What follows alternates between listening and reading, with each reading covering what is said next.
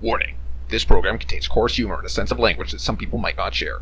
Viewer discretion is advised. The trip to the camp leader's cabin took longer than usual. I had to stop about every 50 meters to take a rest.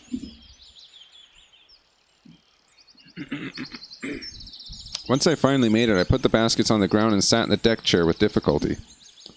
Olga Dmitrievna, I've got presents for you. There was no answer.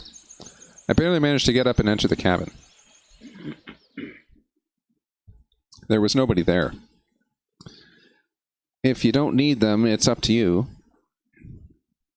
I lay down on the deck chair and fell asleep. I had a weird dream about a strawberry race. I was rowing the boat with my last ounces of strength, trying to escape huge strawberries that were chasing me.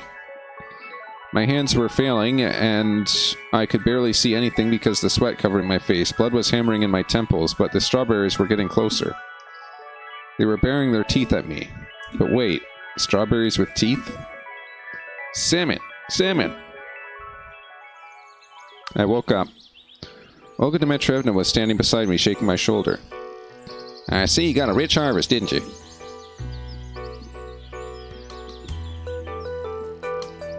Okay, but that's not all. Seriously, I was just anticipating a lovely rest I was about to have. Do you even know what these strawberries are for? Not a clue.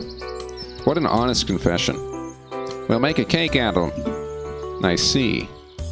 Well, that makes sense. To honor the miraculous rescue of Shuruk. And it's all thanks to you.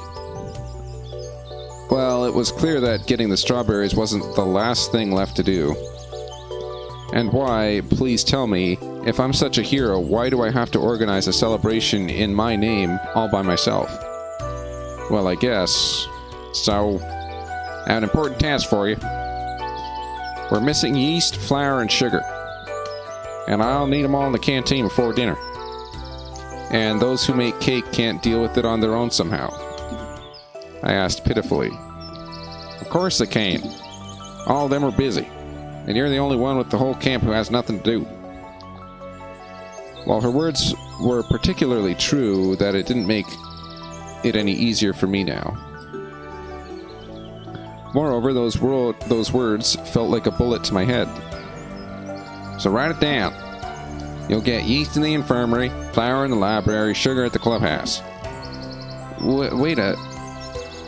I don't have any time. I'm in a hurry. Good luck. She smiled slyly and left. Of course, there are not a lot of strange things in this camp, but... yeast in the infirmary? Okay, I can deal with that, but... flour in the library. And sugar... no, it's beyond my comprehension. I spat on the floor. I don't want to, and I will not believe this. Tell me, just tell me you're pulling my leg. I would not be surprised if a crowd of fat green trolls were to appear right here beside me, with every one of them feeling obligated to laugh at me.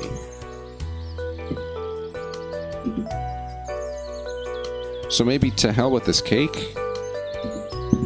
I weighed my options for some time. No, if such a major plan of Olga Dmitrievna's fell through, I would be in for a world of hurt.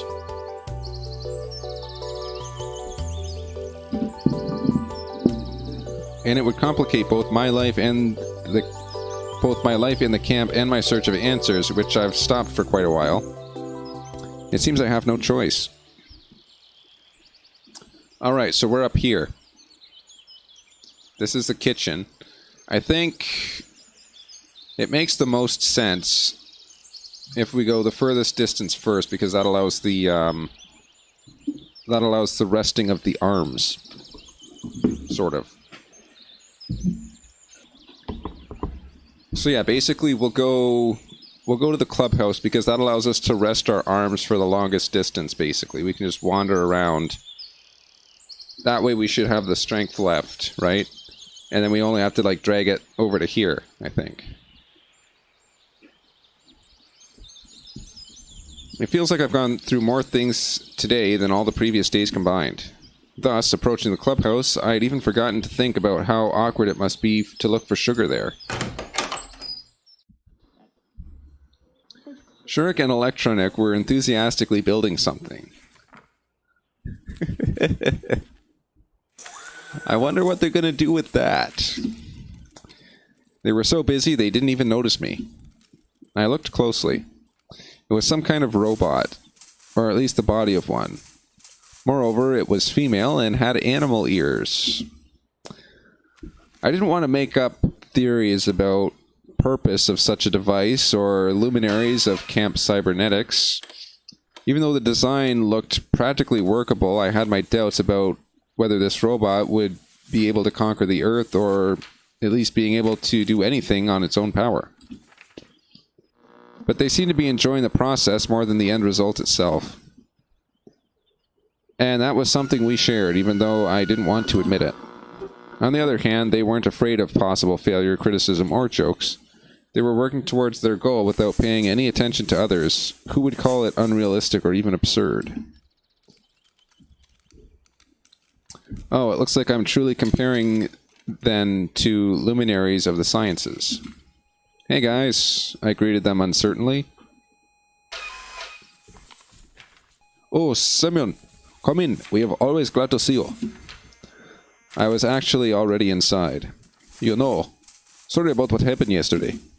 I barely remember anything, but, well, never mind, it's okay. And what brings you to our humble abode? Electronic looked at me slyly. Sometimes I feel that he makes that face when he knows something about the other person, something he can use right at that moment. Sugar. I need sugar. I can imagine from an ancient video game... An image from an ancient video game suddenly came to mind, where some kind of unit like a builder or something cried out with all of its 5-pixel stature. Gold, we need more gold. We got it, said Electronic calmly. Why would you want it? I felt I should explain to Shurik that they want to bake a cake for him, but I shouldn't spoil the surprise. I don't know. Olga Dmitrievna told me to get some. Okay, hang on. Electronic disappeared behind the door to the next room. And why do you have sugar here? Why not in the canteen? When the food truck came last time, it was the last thing to unload. And given that our building is the closest one to the entrance, they decided to leave it here, with saving the effort. That's reasonable, isn't it? The door opened, revealing Electronic hauling a huge bag of sugar behind him. I don't really know what the size of the cake will be, but obviously that's too much sugar. Well, thanks, but I don't need it all. But where would we put it? Electronic gave a surprised look. We don't have a place for it. You asked for sugar, so take it. It seems that the previous smile of his wasn't there without reason. Maybe you'll help me then? It's not that far to carry. We're busy. Oh, we're busy. He pointed his hand at the robot. I gazed at Shurik. He owed me, after all. He hesitated, then looked away in shame. I sighed, took the heavy bag, and headed towards the door. Thanks anyway. I said at parting, exerting myself. But I didn't make it too far. Just after a mere 20 minutes, I had to put the bag down and have a rest. I had no idea how much it weighed, but it felt like it was more than 20 kilos. On the one hand, it was just 200 meters to the canteen. On the other hand, even such a distance with this payload on my shoulder, or alternatively in my bare hands, or on my legs, or under arm, or even on my head, looked impossible for me to cover. And as I resigned myself to move in minor sprints with prolonged pauses between them, so I could get there by night at least, I heard a voice behind me. Maybe I could help you? I saw Lena in front of me. I don't think you can. It was one of those moments when I felt painfully how dramatically I was out of shape. Oh, I can bring a handcart. A handcart? Why didn't I think of that myself? Yeah, that would be great. Wait here, I'll be right back. She smiled and ran off in the direction of the square. What would I do without her? It's good that Lena isn't always that shy, and I can take the initiative sometimes. I started to think. She seemed quite unusual now, with no trace of shyness on her face and actually the complete opposite, smiles and confidence. The offer of help wasn't something extraordinary by itself, but getting it from Lena. A few minutes later, she came back with a smallish handcart. I put the bag down on it. Thanks. Don't mention it. She blushed and looked down. Ah, the Lena we know. The Lena we all know is back. So I'll go then. Yeah, see ya. And thank you very much again, I shouted after her. Sometimes I felt like there were two people living inside of Lena. But the second one, confident, happy, sometimes even bold, only appears when she talks to me. Or am I making things up again? I thought that it would be better to get all the ingredients at once, so I headed back to Olga Dmitrievna's cabin with the handcart.